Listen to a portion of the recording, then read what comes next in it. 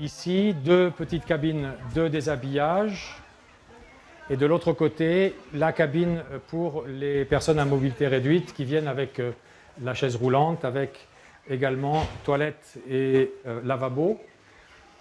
Et les enfants ressortent pour prendre la douche, ici, et ensuite monter par l'escalier et avoir accès à la piscine. Jean-François Buisson l'affirme, 8 à 10 séances dans son camion piscine et un enfant sait tout simplement nager. Créé en Haute-Savoie, il l'a testé en Suisse depuis 2 ans et ça marche.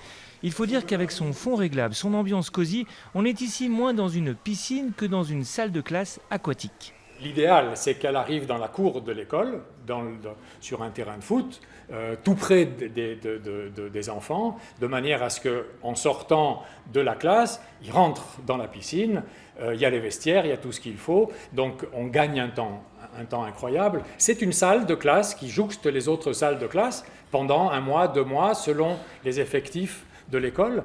Et quand on a terminé avec les 50, 100, 200 gamins, eh bien, on va dans le village d'à côté, on se stationne dans la prochaine école, et ainsi de suite, dans les villages qui n'ont pas de piscine. Car l'enjeu est d'importance. Un gros tiers des Français ne sait tout simplement pas nager. Et les piscines, eh bien, ça coûte cher. Environ 10 millions d'euros contre 1 million pour ce camion qui, lui, pourra donc se déplacer. On envisage, avec des financements de l'État, mais aussi des collectivités, de pouvoir étendre ce type de dispositif à partir de l'année prochaine sur tous les territoires et principalement dans les territoires ruraux, dits carencés, en équipement sportif, où ces solutions pourraient être les bienvenues. Ces dernières années, les noyades des enfants de moins de 6 ans ont été multipliées par 2 en France. La ministre vise ce qu'elle appelle tout simplement l'aisance aquatique pour éviter de paniquer dans l'eau.